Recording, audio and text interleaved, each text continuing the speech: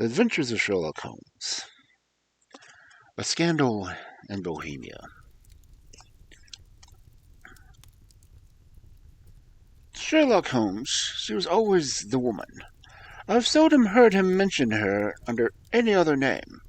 In his eyes, she eclipses and predominates the whole of her sex. It was not that he felt any emotion akin to love for Irene Adler. All emotions, and that one particularly, were abhorrent to his cold, precise, but admirably balanced mind. He was, I take it, the most perfect reasoning and observing machine that the world had seen, but as a lover he would have placed himself in a false position.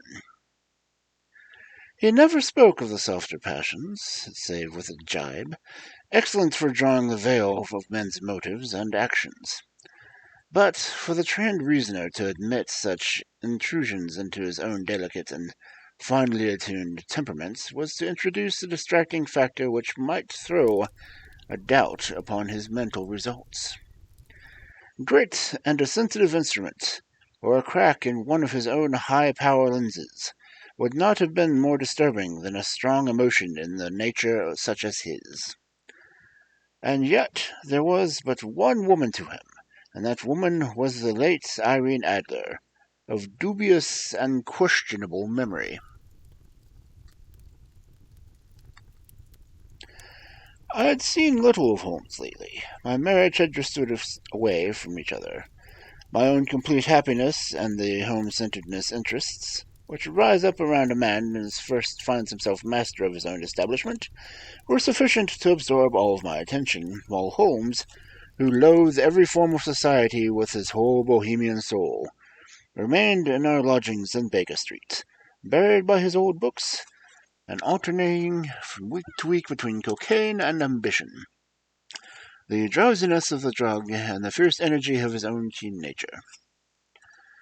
He was still, as ever, deeply attracted by the study of crime, and occupied his eminent facilities and extraordinary powers of observation in following out those clues, and clearing up those mysteries which had been abandoned as hopeless by the official police. From time to time I heard a vague account of his doings, of his summons to Odessa in the case of the Tredoff murder, of his clearing up the singular tragedy of the Atkinson brothers at Trincomalee, and finally his mission which he had accomplished so delicately as successfully as for the reigning family of Holland.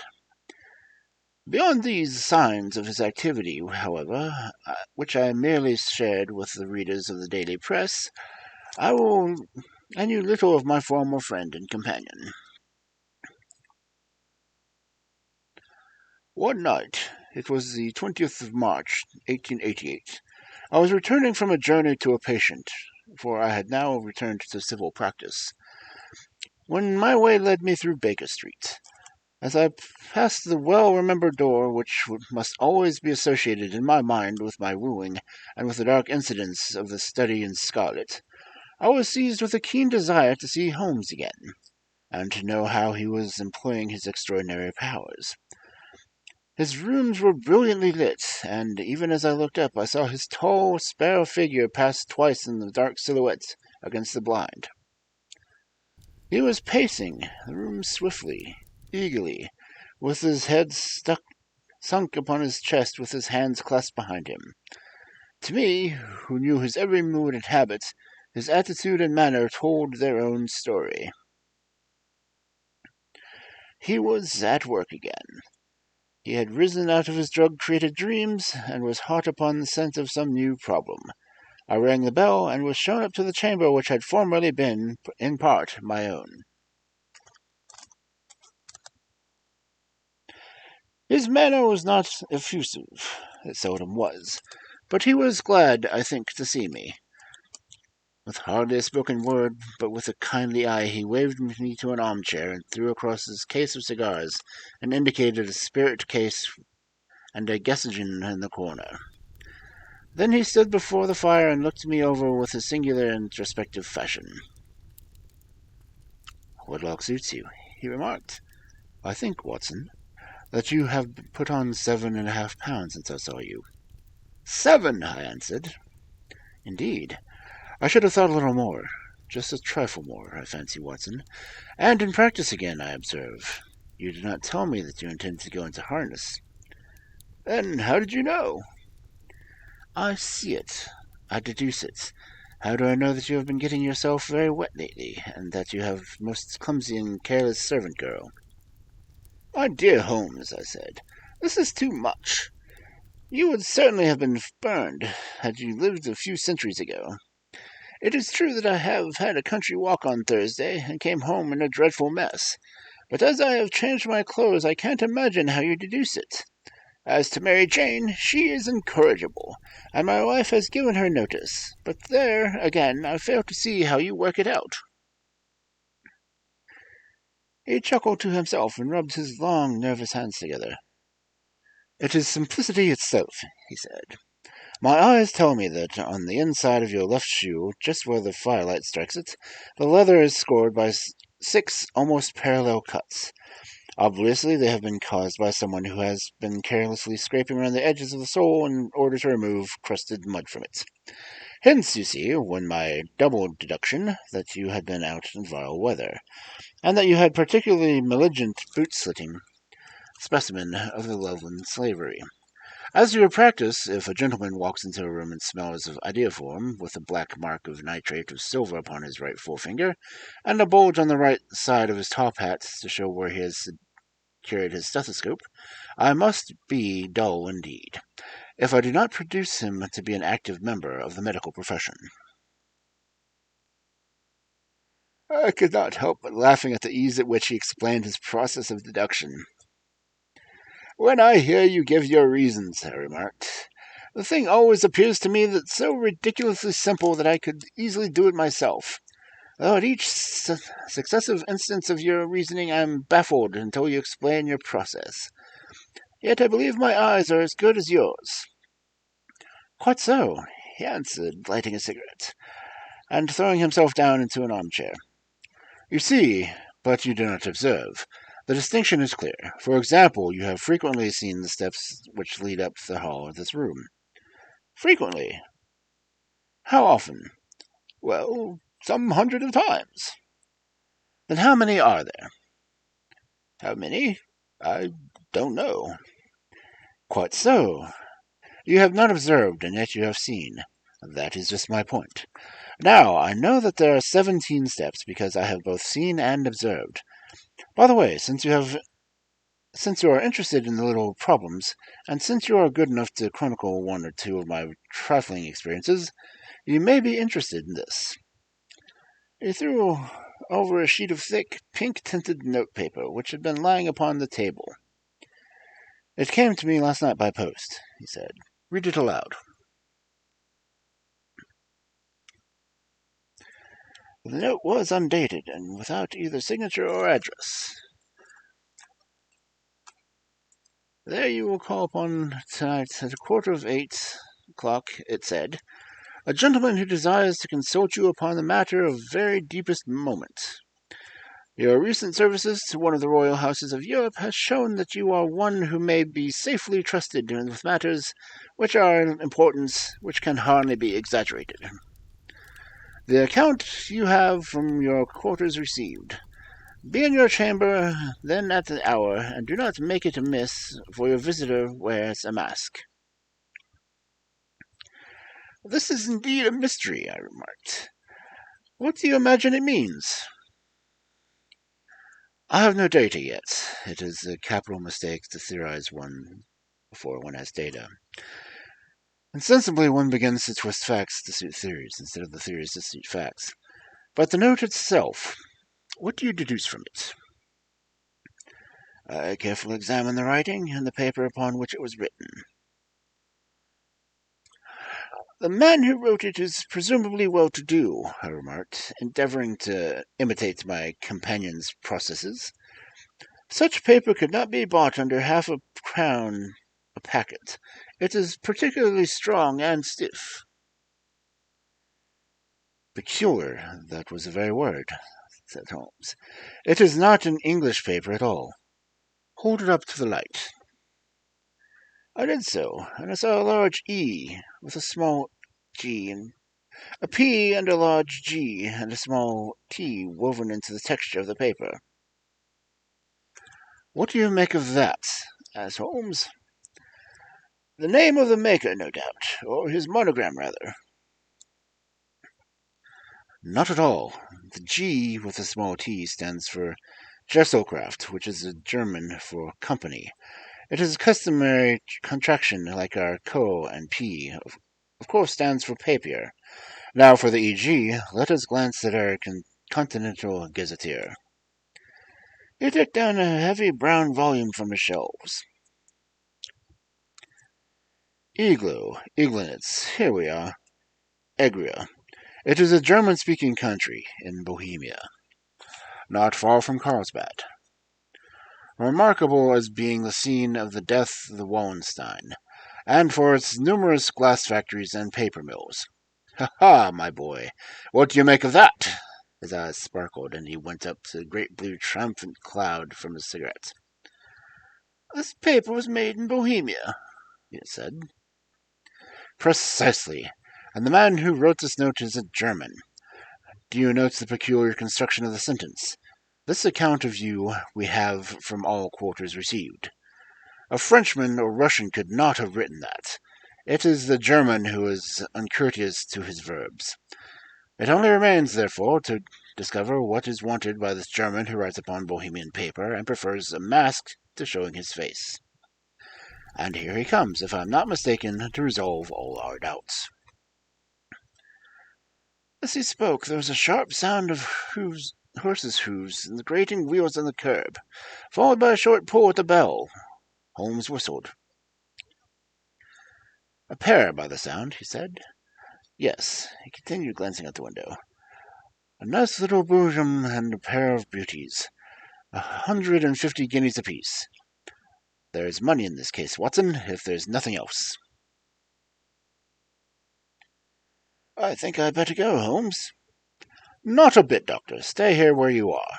I am lost without my Boswell, and this promises to be interesting. It would be a pity to miss it. But your client? Never mind him. I want your help, and so he may. Here he comes. Sit down in the armchair, Doctor, and give it your best attention. A slow, heavy step, which had been heard upon the stairs in the passage, paused immediately outside the door. Then there was a large and authoritative tap. Come in, said Holmes. A man entered who could hardly have been less than 6 feet 6 inches in height, with the chest and limbs of Hercules. His dress was rich, with a richness which would, in England, be looked upon as akin to bad taste. Heavy bands of astrakhan were slashed down his sleeves and the fronts of his double-breasted coat, and the deep blue cloak that was thrown over his shoulder, lined with flame-colored silk, and secured at the neck by a brooch which consisted of a single flaming barrel. Boots which extended halfway up his calves, and which were trimmed at the tops with rich brown fur, completed the impression of barbaric opulence which was suggested by his whole appearance. He carried a broad-brimmed hat in his hand, while he wore across the upper part of his face, extended down to the cheekbones, a black vised mask, which he had apparently adjusted that very moment, and for his hand he still raised it as he entered. From the lower part of his face he appeared to be a man of strong character, with a thick, hanging lip and a long, straight chin, suggestive of resolution pushed by the length of obstinacy. "Here, my note," he asked in a deep, harsh voice with strongly marked German accent. "I told you that I would call." He looked from one to the other of us, as if uncertain which to address. "Pray, take a seat," said Holmes. "This is my friend and colleague, Dr. Watson, who is occasionally good enough to help me in my cases. Whom I have the honor to address?" "You may address me as Count von Kram, a Bohemian nobleman. I understand that this gentleman, your friend, is a man of honor and discretion, whom I may trust with the matters of most extreme importance. If not, I should prefer to communicate with you alone." I rose to go, but Holmes caught me by the wrist and pushed me back into my chair. It is both or none, he said. You may say before this gentleman anything you may say to me. The Count shrugged his broad shoulders. Then I must begin, he said, by binding you both to absolute secrecy for 3 years. At the end of that time, the matter will be of no importance.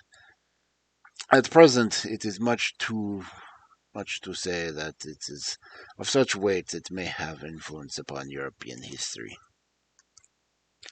I promise, said Holmes. And I. You will excuse the mask, continued our strange visitor. The august person who employs me wishes to remain unknown, and I may confess at once that the title by which I have called myself is not exactly to my own. I am aware of it, said Holmes dryly. The circumstances are of great delicacy, and every precaution was to be taken to quench what might grow into an immense scandal and serious compromise one of the reigning families of Europe. I speak plainly. The matter implicates that the great house of Ornstein, hereditary kings of Bohemia. I am aware of that as well, murmured Holmes, settling himself down in his armchair and closing his eyes. Our visitor glanced in some apparent surprise at the languid, lounging figure of the man who had been, no doubt, depicted to him by the most incisive reasoner and most energetic agent in Europe. Holmes slowly reopened his eyes and looked impatiently at his gigantic client. If your Majesty would condescend to the state of your case, he remarked, I should be better able to advise you. The man sprang from his chair and paced up and down the room in uncontrollable agitation. Then, with a gesture of desperation, he tore the mask from his face and hurled it upon the ground. You're right, he cried. I am the king. Why should I attempt to conceal it?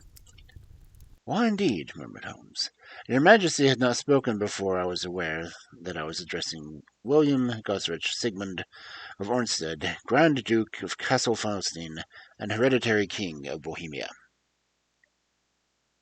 But you can understand, said our strange visitor, sitting down once more and passing his hand over the high white forehead. You can understand that I am not accustomed to doing such business in my own person. Yet the matter was so delicate that I could not confide it to an agent without putting myself in his power. I have come incognito from Prague for the purpose of consulting you. Then pray, consult, said Holmes, shutting his eyes once more. The facts are briefly these. Some 5 years ago, during a lengthy visit to Warsaw, I made the acquaintance of the well-known adventuress Irene Adler. The name is no doubt familiar to you. Kindly look her up in my index, Doctor, murmured Holmes without opening his eyes.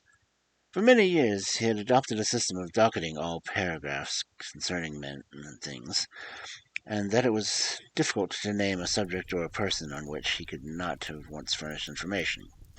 In this case, I found her biography sandwiched between that of a Hebrew rabbi and that of a staff commander who had written a monograph upon the deep-sea fishes. Let me see, said Holmes. Born in New Jersey in the year 1858. Contralto. La Scala. Prima donna Imperial Opera of Warsaw. Yes.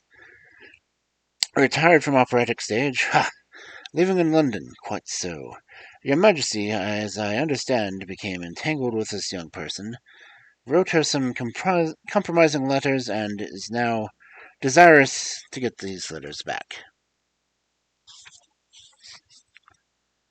Precisely so, but how? There was a secret marriage. None. No legal papers or certificates. None. Then I fail to follow, Your Majesty. If this young person should produce her letters of blackmailing or other purposes, how is she to prove their authenticity? There is the writing. Pooh, forgery. My private notepaper. Stolen. My own seal. Imitated. My photograph? Bought. We were both in the photograph. Oh dear, that is very bad. Your Majesty has indeed committed an indiscretion. I was mad, insane. You have compromised yourself seriously. I was only crown prince then. I was young, but I am 30 now. It must be recovered. We have tried and failed. Your Majesty must pay. It must be bought. She will not sell it. Stolen then. 5 attempts have been made. Twice burglars in my pay ransacked your house. Once we diverted her luggage when she traveled. Twice she has been waylaid. There has been no result. No sign of it. Absolutely not. Holmes laughed. It is a pretty little problem. But a very serious one to me, returned the king respectfully. Very indeed. But what does she propose to do with the photograph? To ruin me. But how? I am about to be married. So I have heard. To Clothilde Lothman of Saxe-Meiningen, second daughter to the King of Scandinavia. You may know the strict principles of her family. She is herself the very soul of delicacy. A shadow of doubt as to my conduct would bring the matter to an end. And Irene Adler threatens to send them the photograph, and she will do it. I know that she will do it. You do not know her, but she has a soul of steel. She has the face of the most beautiful of women, and the mind of the most resolute of men. Rather than I should marry another woman, there are no lengths to which she would go. None. Are you sure that she has not sent it yet? I am sure. And why? Because she has said that she would send it on the day when the betrothal was publicly proclaimed. That will be next Monday. Oh. Then we have 3 days yet, said Holmes with a yawn. That is very fortunate, as I have 1 or 2 matters of importance to look into that must just at present. Your Majesty will, of course, stay in London for the present? Certainly. You'll find me at the Langham under the name of Count von Kram. Then I shall drop you a line to let you know how we progress. Pray do so. I shall be all anxiety. Then, as to money,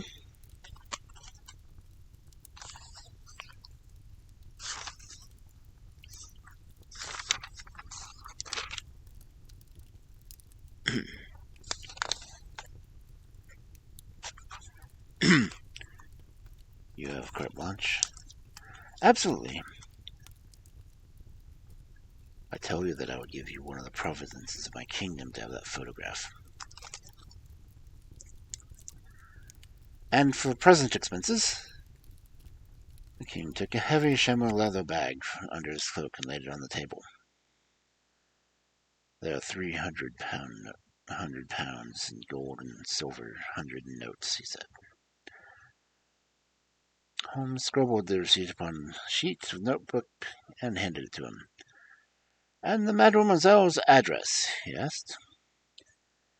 Is Bryony Lodge, Serpentine Avenue, St. John's Wood. Holmes took a note of it. One other question, he said. Was the photograph a cabinet?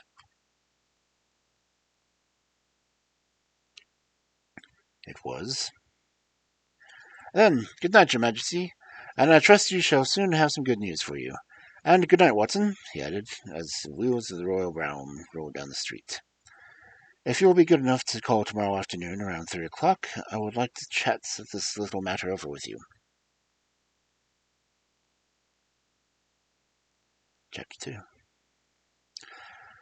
At 3 o'clock precisely, I was at Baker Street, but Holmes had not yet returned. The landlady informed me that he had left the house shortly after 8 o'clock in the morning, I sat down beside the fire, however, with the intention of awaiting him, however long he might be. I was already deeply interested in this inquiry, for though it was surrounded by none of the grim and strange features which were associated with the two crimes which I had already recorded, still the nature of this case and the exalted station of his client gave it a character of its own. Indeed, apart from the nature of the investigation which my friend had on hand, there was something in his masterly grasp of the situation, and his keen, incisive reasoning, which made it a pleasure to me to study his system of work, and to follow the quick, subtle methods by which he disentangled the most intricate mysteries. So accustomed was I to his invariable success that the very possibility of his failing had ceased to enter my head. It was close upon 4 when the door opened, and a drunken-looking groom, ill-kept and side-whiskered, with an ill-flamed face and disreputable clothes, walked into the room. Accustomed as I was to my friend's amazing powers to use his disguises, I had to look 3 times before I was certain that it was indeed he. With a nod he vanished into the bedroom, whence he emerged in 5 minutes, tweed-suited and respectable, as of old. Putting his hands into his pockets, he stretched out his legs for a moment in front of the fire, and laughed heartily in some moments. "Whoa, really!" he cried, and then he choked and laughed again as he was obliged to lie back, limp and helpless in his chair. "What is it?" "It's too funny. I'm sure you could never guess how I enjoyed my morning, and what I ended up doing."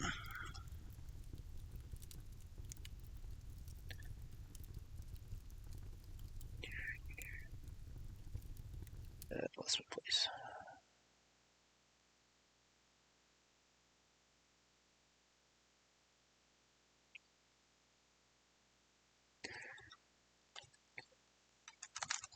"I can't imagine. I suppose you have been watching the habits and perhaps the house of Miss Irene Adler." "Quite so, but the sequel was rather unusual. I will tell you, however. I left the house a little after 8 o'clock this morning in the character of a groom out of work. There was a wonderful sympathy and freemasonry among horsey men, but one of them, you will know that all there is to know, I soon found Brownie Lodge. It was a bourgeois villa, with a garden in the back, but built out of the front right up to the road. 2 stories. Chubb locked to the door. A large sitting room on the right side, well furnished, and long windows almost to the floor, and those prosperous English window fasteners which a child could open. Behind here there was nothing remarkable, save for the passage window that could be reached from topmost of the coach house. I walked around and examined it closely from every point of view, and without noting anything else of interest. I then lounged down the street and found, as I expected, that there was a mews in the lane which runs down by one wall of the garden. I lent the ostlers a hand in rubbing down their horses, and received in exchange 2pence, a glass of half and half, 2 fills of shag tobacco, and as much information as I could desire about Miss Adler, to say nothing of the half-dozen other people in the neighborhood, in whom I had not the least interest. But those biographies I was compelled to listen to. "And what about Irene Adler?" I asked. "Oh, she has turned all the men's heads down that part. She is the daintiest thing under the bonnet on this planet. So say the Serpentine Mews to a man. She lives quietly, sings at concerts, drives out at 5 every day, and returns at 7 sharp for dinner. Seldom goes out at other times, except when she sings. Has only 1 male visitor, and a good deal of him.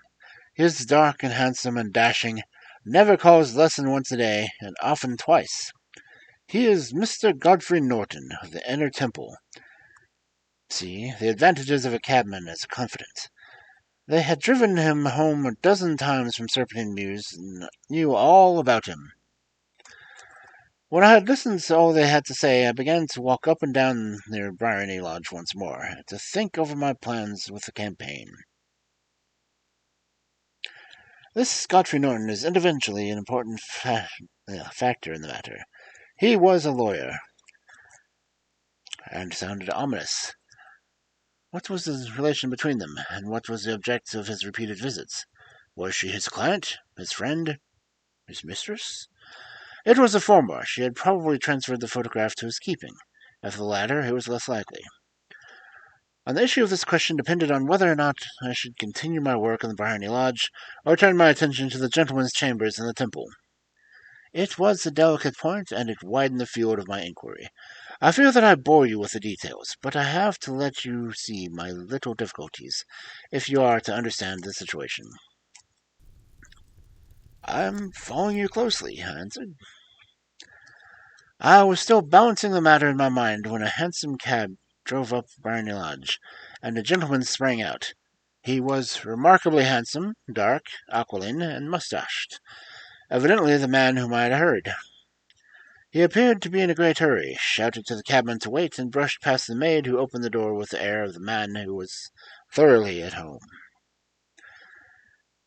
He was in the house about half an hour, and I could catch glimpses of him in the windows in the sitting room, pacing up and down, talking excitedly, and waving his arms.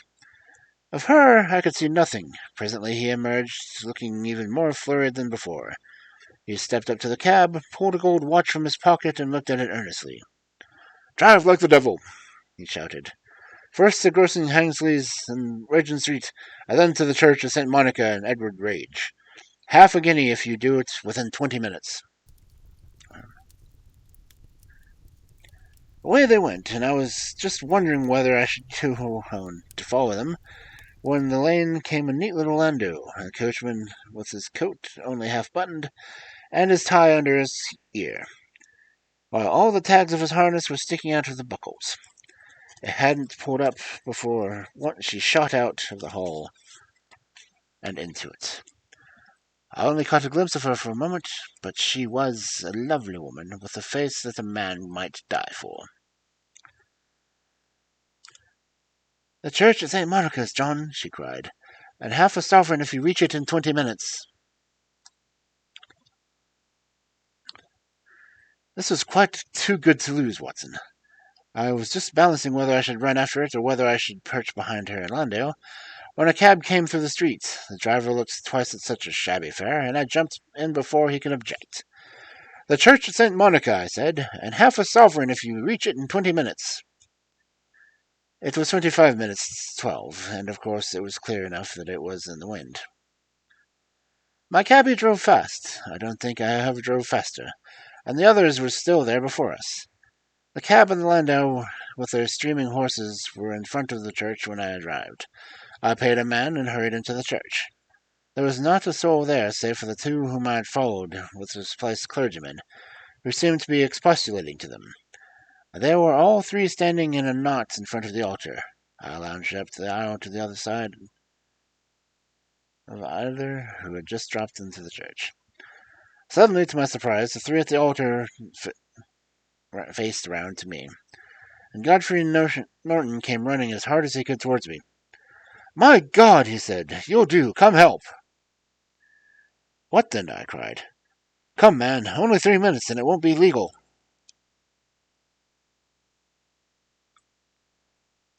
I was half dragged up to the altar, and before I knew where I was, I found myself mumbling responses which were whispered in my ear, and vouching for things which I knew nothing, and gently assisting in the secure tying up of Irene Adler, spinster, to Godfrey Norton, bachelor. It was all done in an instant, and there was the gentleman thanking me at one side and the lady on the other, while the clergyman beamed on me in front. It was the most preposterous position in which I ever found myself in my life, and it was the thought of it that started me laughing just now. It seems that there had been some informality about their license, and the clergyman absolutely refused to marry them without a witness of some sort, and that my lucky appearance saved the bridegroom from having to sally out into the streets in search of a best man. The bride gave me a sovereign, and I mean to wear it on my watch chain in memory of the occasion. This is a very unexpected turn of affairs, I said. And what then? Well, I found my plans very seriously menaced. It looked as if the pair might take an immediate departure, so to necessitate very prompt and energetic measures on my part. At the church door, however, They separated. He had driven back to the temple, and her back to her own house. I shall drive out to the park in 5 as usual, she said as she left him. I heard no more. They drove away in different directions, and I went off to make my own arrangements. Which are? Some cold beef and a glass of beer, he answered, ringing the bell. I have been too busy to think of food, and I am likely to be busier till the evening. By the way, Doctor, I shall want your cooperation. I shall be delighted. You don't mind breaking the law? Not in the least. No chance of running into arrest? Not in a good cause. Oh, the cause is excellent. Then I am your man. I was sure that I might rely on you. But what is it you wish? When Mrs. Turner has brought the tray, I make it clear to you now, he said as he turned hungrily on the simple fare that our landlady had provided. I must discuss it while I eat, for I have not much time. It is nearly 5 now. In 2 hours we must be on the scene of action. Miss Irene, or Madam, rather, returns to her drive at 7. We must be at Barony Lodge to meet her. And then what? You must leave that to me. I have already arranged what is to occur. There is only one point on which I must insist. You must not interfere. Come what may, you understand. Am I to be neutral? To do nothing whatsoever. There will probably be some small unpleasantness. Do not join in it. It will end in my being conveyed into the house. 4 or 5 minutes afterwards, and the sitting-room window will open. You are to station yourself close to that open window. Yes? You are to watch me, for I will be visible to you. Yes? And when I raise my hand, so, you will throw into the room, give me what you will throw, and will, at the same time, raise a cry of fire. You quite follow me? Entirely. It is nothing very formidable, he said, taking a long cigar-shaped roll from his pocket. It is an extraordinary plumber's smoke rocket, fitted with a cap at either end to make it self-lighting. Your task is confined to that. When you raise your cry of fire, it will be taken up by quite the number of people. You may then walk to the end of the street, and I will rejoin you in 10 minutes. I hope that I have made myself clear. I am to remain neutral, to get near the window, to watch you, and at the signal throw in the object, then to raise the cry of fire and wait for you at the end of the corner of the street. Precisely. Then you may entirely rely on me. That is excellent, I think. Perhaps it is almost time that I prepare for the new role I have to play. He disappeared into his bedroom, and returned in a few minutes in the character of an amiable, yet simple-minded, nonconformist clergyman. His broad black hat, his baggy trousers, his white tie, his sympathetic smile, and general look of peering and benevolent curiosity were such as Mr. John Hare could have equalled. It was not merely that Holmes changed his costume. His expression, his manner, his very soul seemed to vary with every very fresh part that he assumed. The stage lost a fine actor, even as science lost an acute reasoner, when he became a specialist in crime. It was 6:15 when we left Baker Street, and it was still wanted 10 minutes to the hour when we found ourselves in Serpentine Avenue. It was already dusk, and the lamps were just being lighted as we paced up and down in front of Barony Lodge, waiting for the coming of its occupants. The house was just such as I had pictured it from Sherlock Holmes's distinct description, but the locality appeared to be less private as I expected.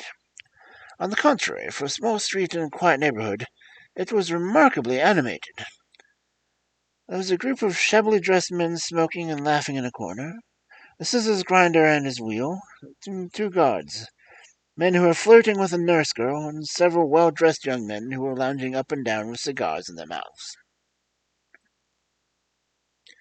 "You see," remarked Holmes as we passed to and fro in front of the house, "this marriage rather simplifies the matters. The photograph becomes a double-edged weapon. The chances are that she would be as adverse being seen with Mr. Godfrey Norton as our client is to it coming to the eyes of our princess. Now the question is, where are we to find the photograph?" "Where, indeed?" "It is most unlikely that she carries it about with her. It is cabinet size, too large for any concealment about a woman's dress.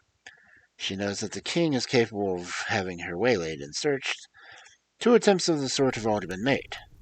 We may take it, then, that she does not carry it about with her." "Well, then?" "Her banker or her lawyer. That is both a double possibility. But I am inclined to think neither. Women are naturally secretive, and they like to keep their own secreting. Why should she hand it over to anyone else? She could trust her own guardianship. But she could not tell what indirect or political influence might be brought to bear upon a businessman. Besides, remember that she had resolved to use it within a few days. It must be where she can lay her hands upon it. It must be in her own house." "But it has twice been burgled." "Pshaw! You do not know how to look." "But how will you look?" "I will not look." "What then?" "I will get her to show me." "But she will refuse." "She will not be able to, but I hear the rumble of wheels. It is her carriage, and I will carry out my orders to the letter." As he spoke, the gleam of the side lights of the carriage came round the curve of the avenue. There was a smart little landau which prattled up to the door of Irene Lodge. As it pulled up, one of the loafing men in the corner dashed forward to open the door, in the hope of earning a copper, but he was elbowed away by another loafer, who had rushed up in the same intention. A fierce quarrel broke out, which was increased by the 2 guardsmen, who took sides on one of the other loungers, and by the scissors grinder, who was equally hot upon the other side. A blow was struck, and in an instant the lady, who had stepped from her own carriage, was the centre of a little knot of flushed and struggling men, who struck savagely at each other with their fists and sticks. Holmes dashed into the crowd to protect the lady, and just as he reached her, he gave a cry and dropped to the ground, with the blood running freely down his face. At this fall, the guardsmen took to their heels in one direction, and the loungers in the other, while the number of better-dressed people, who had watched the scuffle without taking part in it, crowded in to help lady and attend to the injured man. Irene Adler, as I will still call her, had hurried up the steps, but she stood at the top of her superb figure outlined against the lights of the hall, looking back into the street. "Is the poor gentleman that much hurt?" she asked. "He's dead!" cried several voices. "Oh, no, there's still life in him," said another, "but he'll be gone before you can get him into the hospital." "He's a brave fellow," said the woman. "They would have had the lady's purse and watch it if it hadn't been for him. They were a gang, and a rough one, too. He's breathing now." "He can't lie on the streets. May we bring him in, ma'am?" "Surely. Bring him to the sitting-room. There is a comfortable sofa. This way, please." Slowly and solemnly he was borne into Irene Lodge and laid out in the principal room, which I still observed the proceedings from my post by the window. The lamps had been lit, but the blinds had not been drawn, so that I could see Holmes as he lay upon the couch. I do not know whether he was seized by compunction at that moment for the part he was playing, but I know that I never felt more heartily ashamed of myself in my life But when I saw the beautiful creature against whom I was conspiring, or the grace of the kindness which she waited upon the injured man. And yet it would be the blackest treachery to Holmes to draw back now from the part which he had instructed me to. I hardened my heart and took the smoke rocket from under my ulster. After all, I thought, we are not injuring her, but we are preventing her from injuring another. Holmes had sat up upon the couch, and I saw him motion like a man who is in need of air. May had rushed across and threw open the window.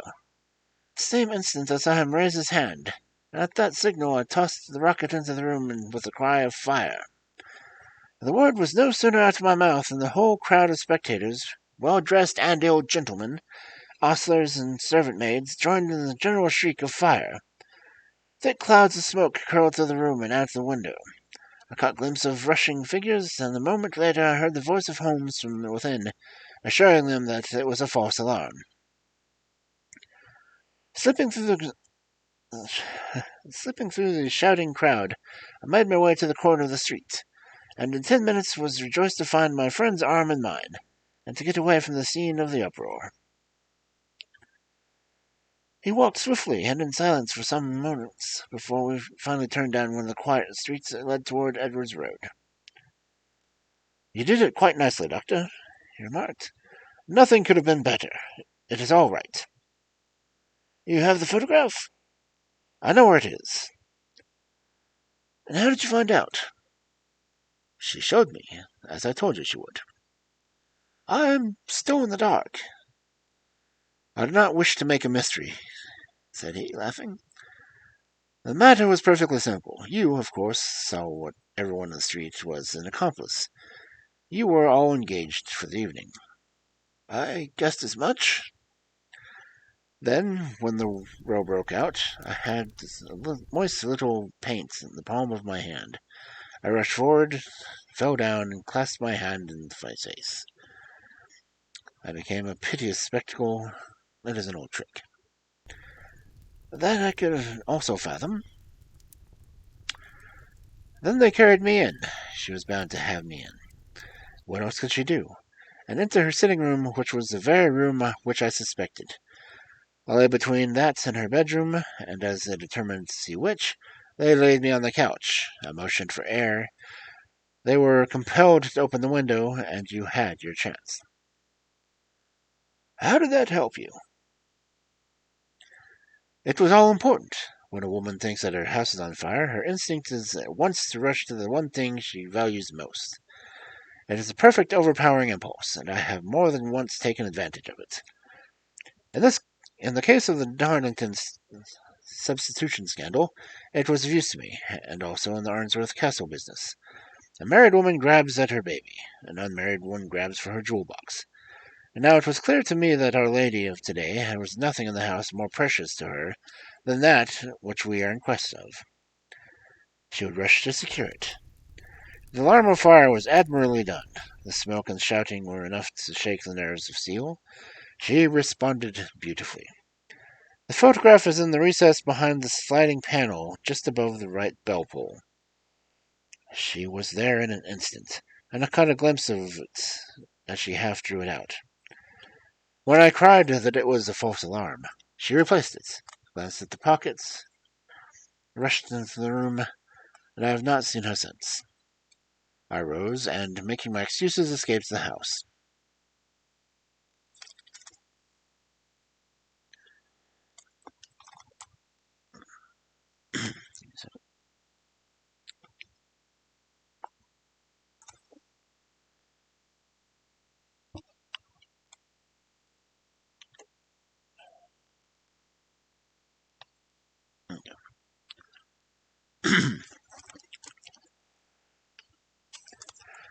I hesitated whether to attempt to secure the photograph at once, but the coachman had come in, and he was watching me narrowly. It seemed safer to wait. A little over-precipitance may ruin all. "And now," I asked, "our quest is practically finished. I shall call you with the king tomorrow, and with you, if you care to come with me, We shall be shown to the sitting room and wait for the lady. It is probable that she will come. She may find neither us nor the photograph. It might be a satisfaction to His Majesty to regain it with his own hands. And when will you call? At 8 in the morning. She will not be up yet, and so that we shall have a clear field. Besides, we must be prompt, for this marriage may mean a complete change in her life and habits. I must wire the king without delay. We had reached Baker Street and had stopped at the door. He was searching his pockets for the key when someone passed by, saying, "Good night, Mr. Sherlock Holmes."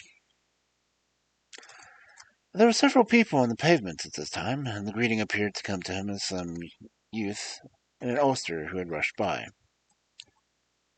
"I heard that voice before," said Holmes, staring down the dimly lit street. "Now I wonder who the deuce that could have been." Chapter 3. I slept at Baker Street that night, and we were engaged upon our toast and coffee in the morning when the King of Bohemia rushed into the room. "You have really got it?" he cried, grasping Sherlock Holmes by near the shoulder and looking eagerly into his face. "Not yet." "But you have hopes." "I have hopes." "Then come. I am all impatient to be gone." "We must have a cab." "Oh, my brougham is waiting." "Then that will simplify matters." We descended and started off at once to Barony Lodge. "Irene Adler is married," remarked Holmes. "Married? When?" "Yesterday." "But to whom?"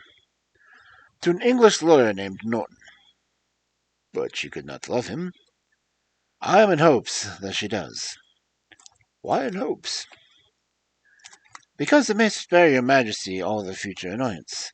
If the lady loves her husband, she does not love your Majesty. If she does not love your Majesty, there is no reason why she should interfere with your Majesty's plan." "This is true, and yet, well, I wish she had been in my own station. What a queen she would have made." He relapsed into a moody silence, which was not broken until we drew upon Serpentine Avenue. The door of Barony Lodge was open, and an elderly woman stood upon the steps. She watched us with a sardonic eye as we stepped from the brougham. "Mr. Sherlock Holmes, I believe," she said. "I am Mr. Holmes," answered my companion, looking at her with a questioning and rather startled gaze. "Indeed. My mistress told me that you were likely to call. She left this morning with her husband by the 5:15 train from Charing Cross for the Continent." "What?" Sherlock Holmes staggered back, all chagrin of surprise. "Do you mean that she has left England?" "Never to return." "And the papers?" asked the king hoarsely. "All is lost." "We shall see." He pushed past the servant and rushed into the drawing room, followed by the king and myself.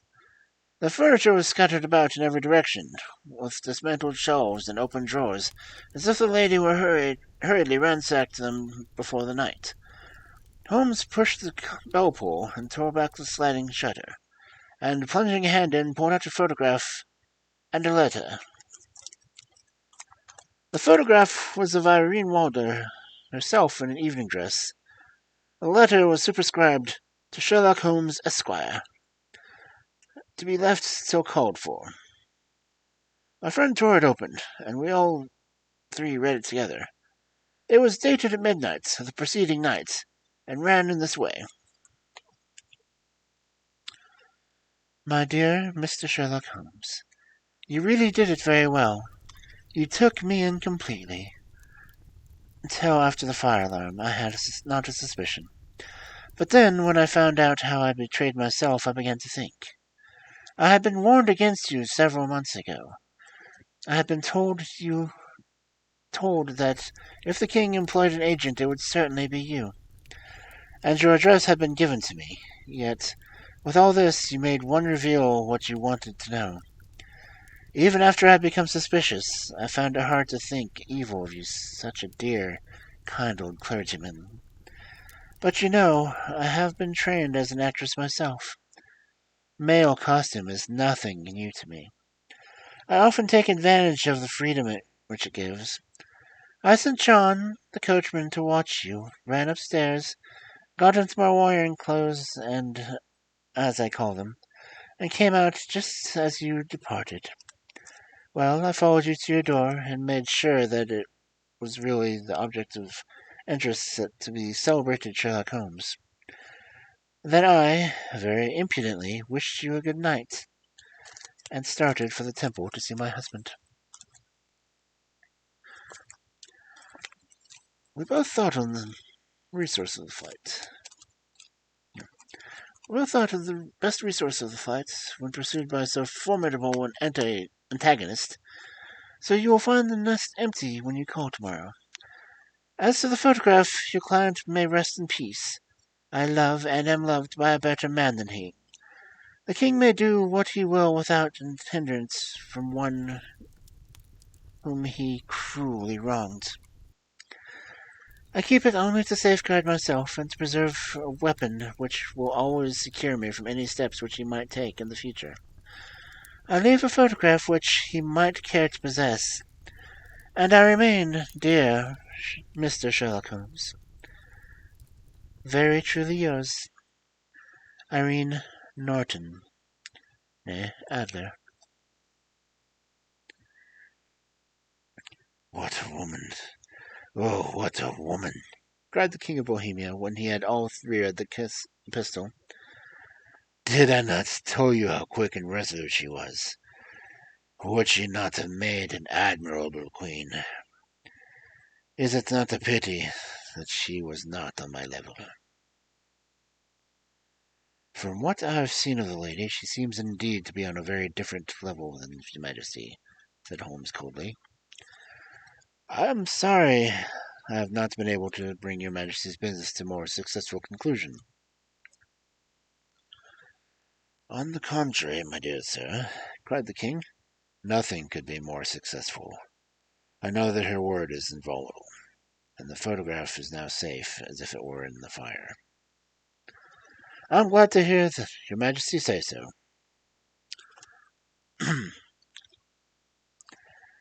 I am immensely indebted to you. Pray, tell me in what way I can reward you. This ring. He slipped an emerald snake ring from his finger and held it out upon the palm of his hand. Your Majesty has something which I should value even more highly, said Holmes. You have but name it. The photograph. The king stared at him in amazement. Irene's photograph, he cried. Certainly, if you wish it. I thank your Majesty. Then there is no more to be done in the matter. I have the honor to wish you a very good morning. He bowed and turned away without observing the hand which the king had stretched out to him. He set off in my company for his chambers. And that was how great scandal threatened to affect the kingdom of Bohemia, and how the best plans of Mr. Sherlock Holmes were beaten by a woman's wit. He used to make merry over the cleverness of woman, but now I have heard him not do it of late. And when he speaks of Irene Adler, or when he refers to her photograph, it is always under the honorable title of the woman.